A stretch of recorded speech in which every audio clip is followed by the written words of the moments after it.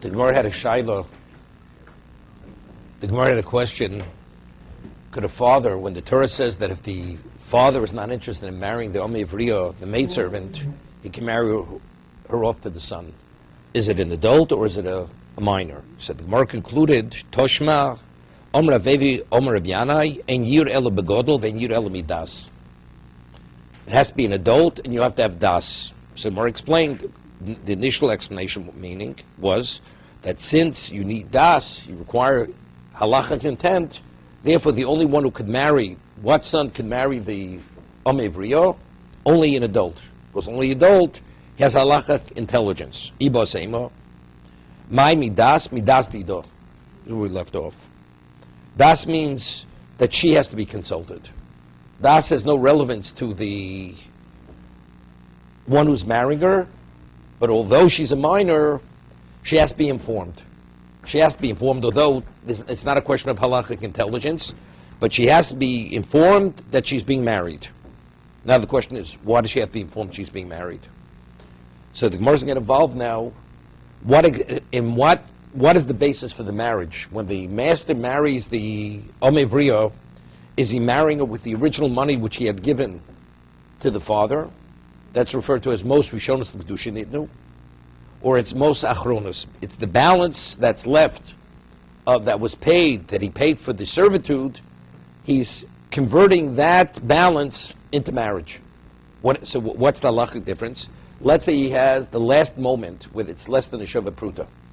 Let's say the last hour of the 6-year period, it's less than a shava pruta, and he would want to marry at that moment. So if you're of the opinion that it was the original money that he had given to the father for marriage, then he can marry her. But if it's the last moment, if it's what he's giving her, the value of the last moment, since the last moment is pochsum shava pruta, it's worth less than a cent, he's not able to marry her. So now, the question is, why should you need her intent? If the father's the one who married her off initially, when he received the money, her intent should be irrelevant, correct? It's like a father marrying off a daughter.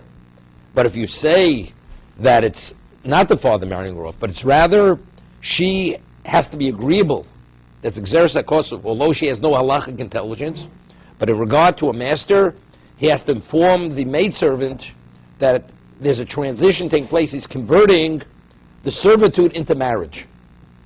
That's the exeris hakosov of Ivriya. What the father received is not most kiddushin. It was not the money for the kiddushin. But the exeris hakosov is that when the master wants to marry the Omi Ivriya, he has to inform her that he's taking the value of servitude and converting it into marriage. Let's see, she's a year old. She has no understanding. She doesn't even know. She doesn't. The words don't even resonate at any level by her. Then it's meaningless.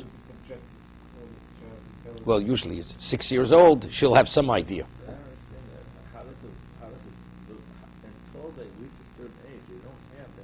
You don't need das. It's not what's das. Could I ask, you have a 3-year-old child. Would you like a cup of milk? Yes. What do you mean? To some degree. We're not talking, it's not halachic. You don't have to understand the ramifications of marriage. Could I ask you a question? Today you have 20-year-old people, they don't understand what marriage means. What does marriage mean? You're going to pay the rent? What does marriage mean? You're going to underrent my wardrobe. Marriage means you become his wife. If a child has a mother, does she know her mother is the wife of her father? What's marriage? What's the understanding of marriage? We're talking about the most basic, superficial level. That's what we have to inform the girl.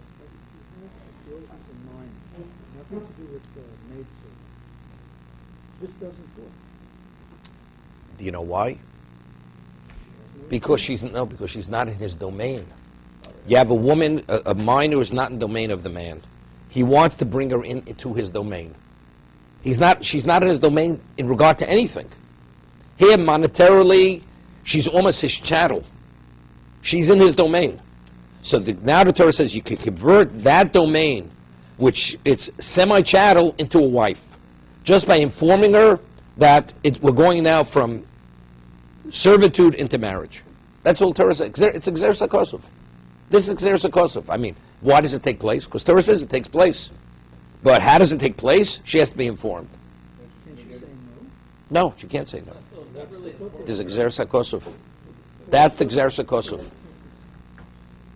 We'll see in a moment. For what purpose? Also, I mean, you think that if you're going to give her the information, that she should be able to do something. You could say it's exersa kosov, that she has to be informed. For the conversion to take place, she has to be informed. She has to be, I'll give you an example, because the Gemara is going to conclude. Right now, the Gemara is going to say, it's going according to the opinion that the reason why she has to be informed, because it's based on the balance. Because you're converting what remains from servitude into marriage. But according to the opinion that it's the initial money, you don't have to inform her. Then the Gemara says, no, exersa kosov. Even though the father originally received the money and he relinquished his rights even to marriage, she still has to be informed. So what's the value of that? That's exersa kosov. The Torah says that when you go from servitude to marriage, he just has to inform her. That's what the Torah says. So you see clearly that there it's unrelated to her intent. It's purely it's a technicality in having it happen. It's not a proclamation. It's a statement, but she has to hear it. It's not he's proclaiming it. He could say it in front of witnesses. He has to say it to her. She has to be informed. No question, he has to do it in front of witnesses. Now the question that we discussed: what is the value of witnesses? Do the witnesses are they essential to making marriage happen, or they're just there to verify that he said it? No, it depends. If you say it's mos achronos l'kedushin itnu, that the transition takes place now, that he's creating it at that moment, so then it would be similar to witnesses under a chuppah. But if you say it's the father originally, that he gave it for kiddushin, then it would probably be just a verification. To verify that he had said it, that what he originally gave to the father was for marriage, and now he's acting on that. When he sells her as an Amma Ivriya, isn't it, whether it's money for kiddushin or money just to sell her, the you is there, it's in place. We'll see a Rashi. The last Rashi on the page is a little difficult. We'll see. Because Rashi says something that it's retroactive. If it's most Rishonos l'kedushin nitnu, when he says I'm marrying you, it's retroactive to the time when he gave the father the money. No, I'm not talking about money for kiddushin. I'm talking about he just sold. I'm telling you, if you hold that the original money was given for kiddushin, Right. that means he has a right to act whenever he chooses to marry her. Right. Then when he says you're married to me, it's retroactive from when the father had sold her. Okay? We'll have to discuss that, because the way we've been explaining until now, when a man sells his daughter into slavery, do you have to have two aid him at that moment? Everybody agrees you don't have to have witnesses when he gave that money. What do you mean? But if that money is most kiddushin, it's the equivalent of giving money in marriage. If a man would marry off his daughter, if a man would marry off his daughter, not an omivriya, do you have to have two witnesses present when he receives the money on behalf of his daughter? The answer is definitely. That's like the woman under the chuppah. You have to have witnesses. But yet, when a man sells his daughter to servitude, one doesn't have to have witnesses when he receives the money. There's no mention anywhere, not in the Rambam anywhere, that you have to have witnesses. It's purely a sale. But there has to be two witnesses, but he says I read the possession. Good. But I'm saying, but if you're most Rishonos l'kedushin didn't know, if the original money was given for kiddushin, and it was saying it means that he's receiving the money if he chooses to marry her, that money was given for kiddushin, so you should have to have witnesses. What about a man marries a woman on a condition? On a condition, he says, if you do such and such, you're my wife, and if not, it'll be a gift. Right? It'll be a gift. So for a gift, you don't have to have witnesses. But if it turns out to be kiddushin, you have to have witnesses. So do you have to have witnesses at the time? And she meets the condition. Wait. Do you have to have witnesses when he gave her the money that it should be a marriage? Definitely. What do you do? No. Not a numifri, a regular case, an adult woman. Right. You get harei mukadeshesli if you, on condition, do such and such, and if you don't meet the condition, it's a gift. Okay. And she meets the condition. If there were not witnesses when he gave her the money, is she married?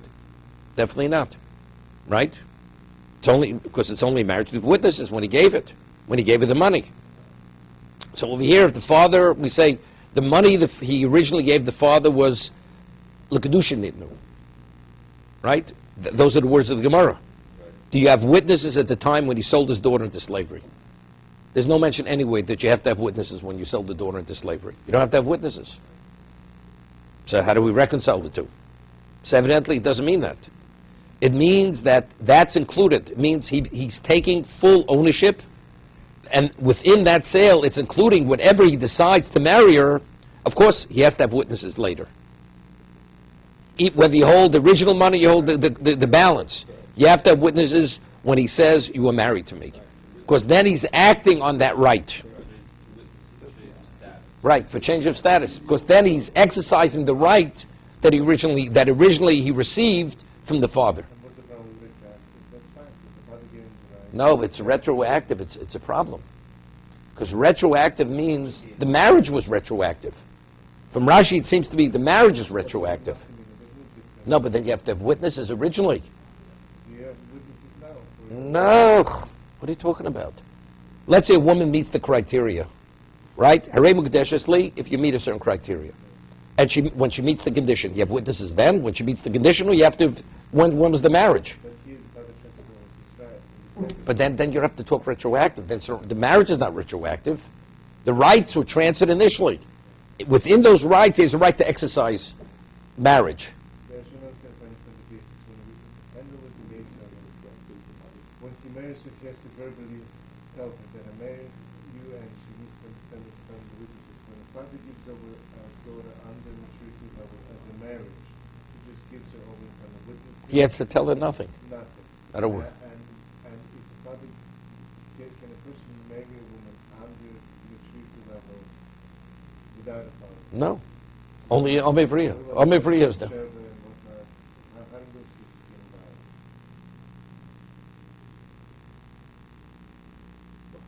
Okay. Because they were minors. Who said she was a minor? No. Okay. No. Doesn't say that. She was 6 years old. She was with Mishlam. No. She had him when she was 6. Makes a cheshbon over there. No.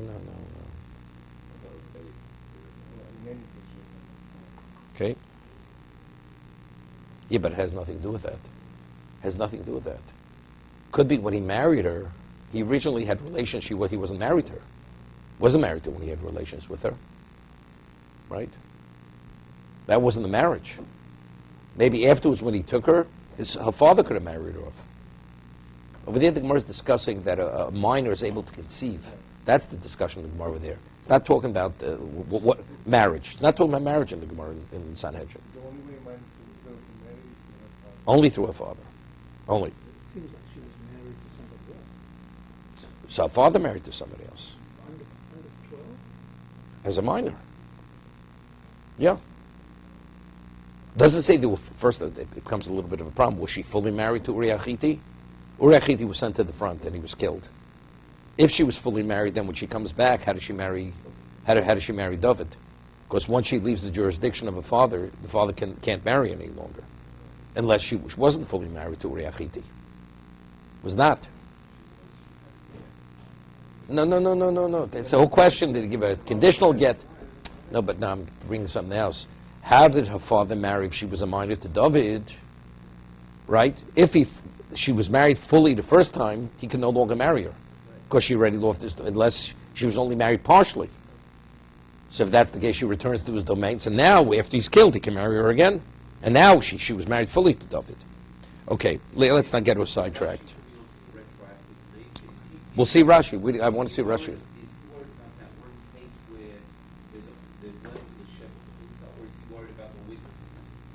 Rashi's talking about less than Sheva Pruta. That's what Rashi speaks about. Nobody speaks about witnesses. Okay, let's see.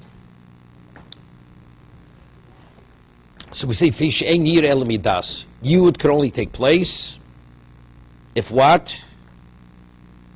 My midas dido. Tetoni abai berei de rebavo. Asher lo yo'odo. Malamit shetzorach liyado. What does that mean, tzorach liyado? Hutoni levu omar lo. He stated it, and he goes to explain it. B'kedusha yiyud, v'aliba de Rabbi Yosef Yehuda, and it's following the position of Yosef Yehuda. Doma most rishonos lav the kedusha nitnu. That the original money that the father had taken was not for the sake of kedushin. Okay, so Rashi says over here,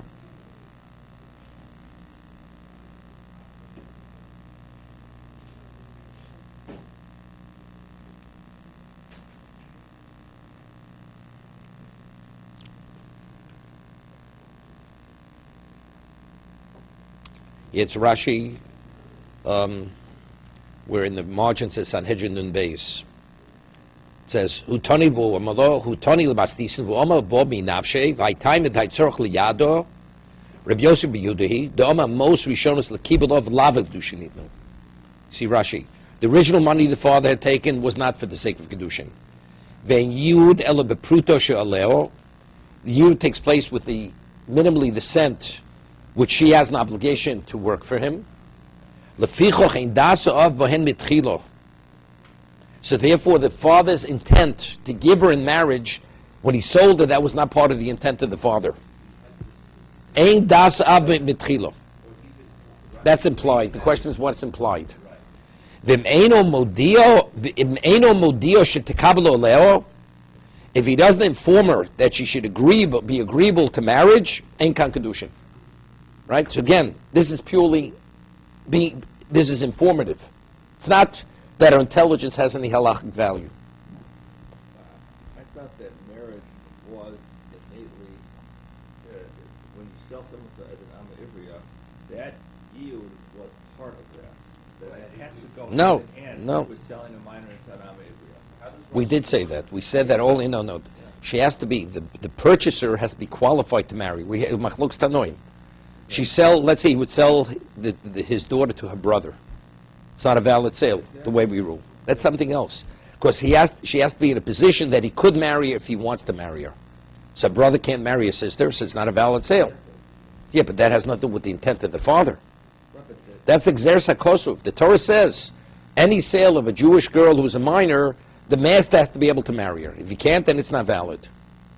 That's what the Torah wants, not that that's what the father wants necessarily. So marriage is a possibility. Marriage has to be a possibility, but that has nothing. What's the intent of the father? So, according to Rabbi Yosef Rabbi Yehuda, the intent of the father when he sells her is purely because he's in financial stress. He needs money. When he receives the money, it's not for the sake of marriage. The question is, does the father give him that right, or does the Torah give him the right? The right to marry. Explicitly, the father gives the right to marriage, or it's implicit? It's implicit. Well, he says das. Well, if you read the parsha, what is the parsha saying? Does the parsha say the father has to have in mind when he takes the money? It's having in mind that if he should choose to marry, he can marry her. Is that what the Torah is saying? Or the Torah says no, even the father does not have that in mind. The Torah says that's the right of the master. Right? No, that's the argument. That's the argument, how to read what the Torah is saying. Okay?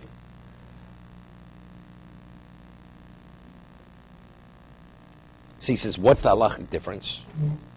L'kedushin nidnu, v'nafkimino davali mocher es bito liishus, v'myidov disamo shuvein mocher l'shivchus Rabbi Akiva. We said earlier, Rabbi Akiva says that ein shivchus acharishus. If a man originally marries off his daughter, right, he cannot sell her as a maidservant afterwards. Right? So let's say there was a yud. A man sells his daughter into servitude. The master marries her. So according to Rabbi Akiva, if the father cannot sell his daughter into servitude after he marries her, so if the original money that he received was for kiddushin, he can't sell her, and the master divorces her. We rule that yud is kiddushin, not nesuin, right?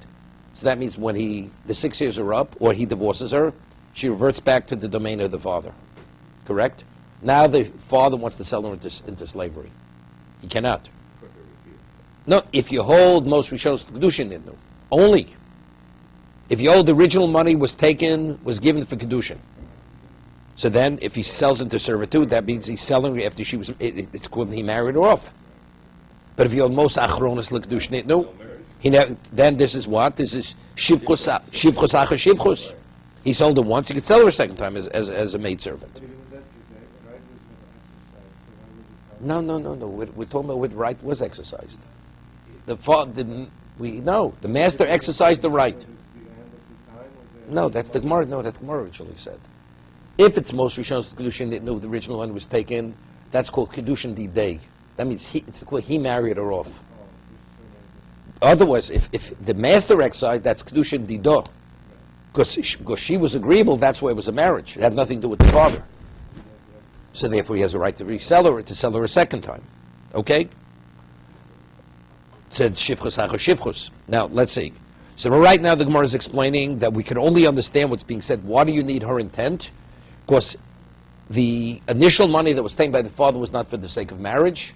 It was the balance of the years of servitude. Doma most Rishonos lavdi the kiddushin yidnu. Rav Nachman Yitzchak Omer afil temed the kiddushin yidnu. Rav Nachman Yitzchak disagrees. He says, I'll tell you that you still needed her intent, even if the initial money was given for the sake of kiddushin. Why? Shani hochad Omer Achmono yodo. Torah says yodo. Now Rashi says, what does it mean the word yodo? So Rashi says yodo loshin deo. Yoda comes from the word deo. She has to be made aware.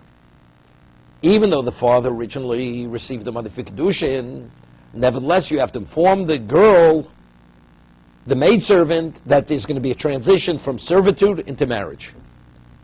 Why? Xeris HaKosov. That's what Torah says.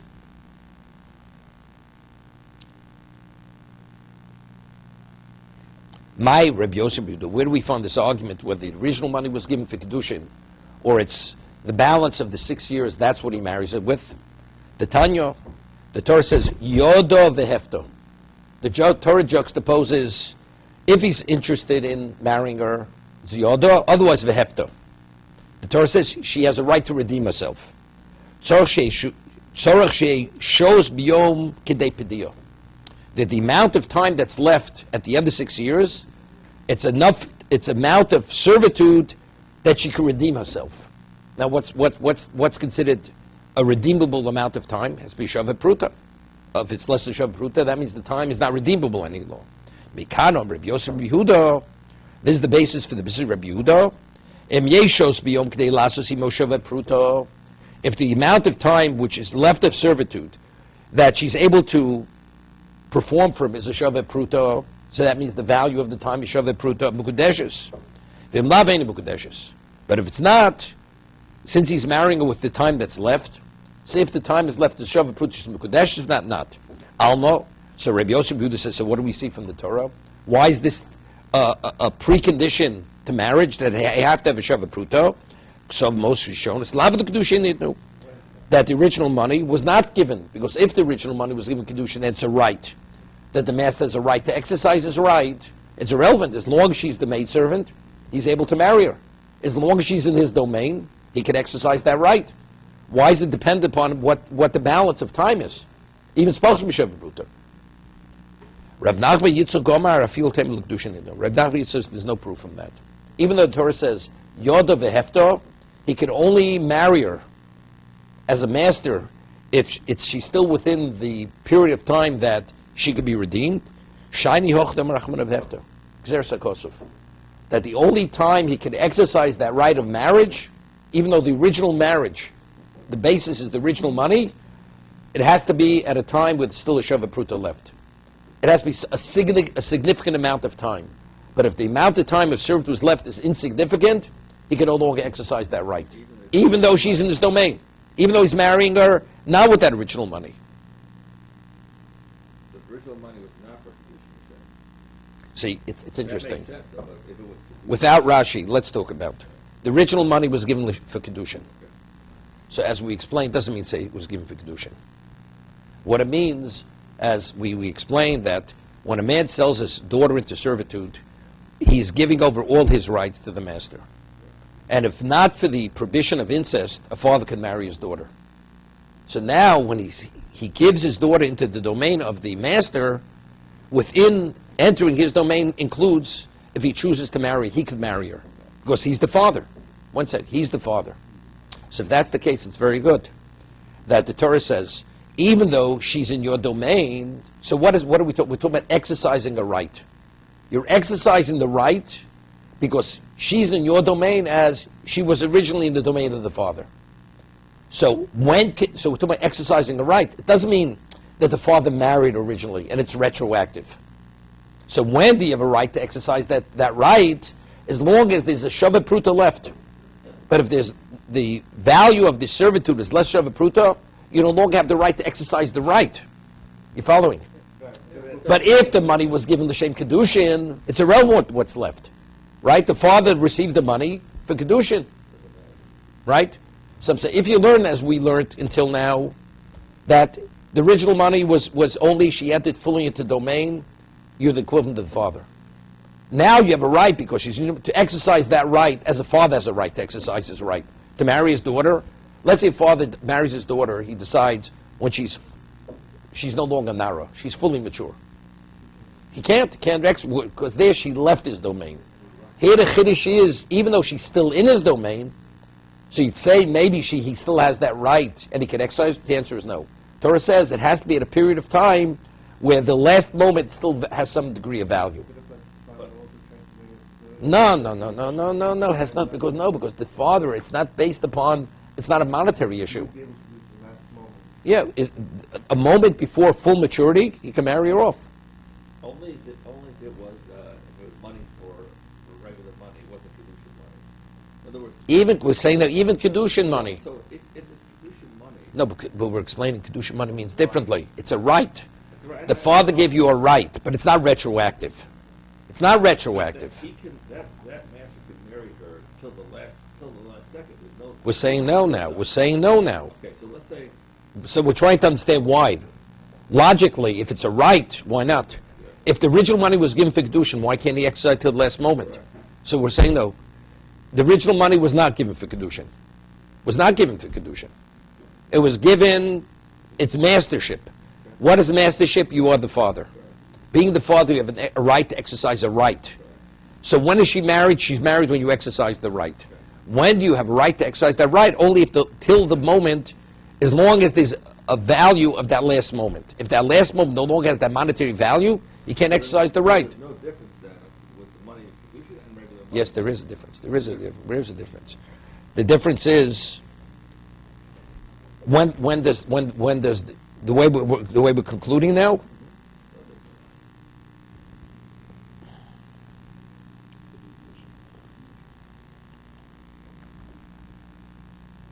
Either way, he has the right. There would be a difference in terms of selling for a gain. That's the difference. That's the difference. Is she marrying off herself, or did the father marry her off? If it was included in the original right, that's a shifchus acharishus. Correct. So that would be the only difference. That's the only difference. The only difference. Where we're learning it here. Right. According to but we'll see Rashi in a moment. The last Rashi on the page says differently, which is difficult. Yodav after the last Rashi on the page. Most Rishonos Lavak Dushin Nidnu. The kibul of almanas l'siyayid. If the father received the money with the intent to v'kiddushin, yiyud tluyin ba'av. Aval gav the leka shos nami. Most Rishonos lav l'kedushin nidnu. The kibul av almanas l'siyayid v'kiddushin yiyud tluyin ba'av. Aval gav the leka shos nami keven dom atoch sheis t'siyayid li. If he would say, within 6 you should be married to me, havale yud lemafrei mishas mechiro. See, it's interesting. You know, usually a dibur amasl, the headline of Rashi is he's explained within the context of that position. Rashi is saying this within, according to the opinion most Rishonos, lav l'kedushin nidnu. Correct? What does that mean?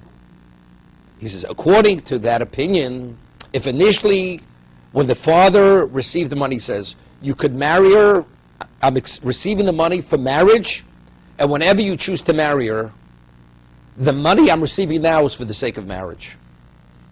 Then it's retroactive. You following? So even Rabbi Yosef would agree, even if the last moment is not a shava pruta, she'll be married retroactively. That's what Rashi's saying.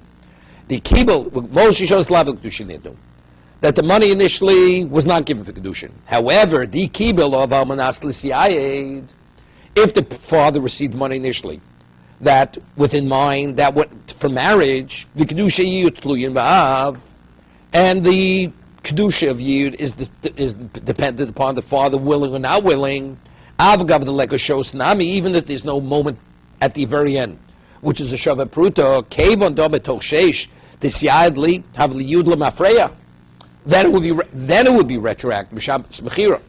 Halachically, if you hold Moshe Shos Nignu, it doesn't mean that it's retroactive. It's not retroactive.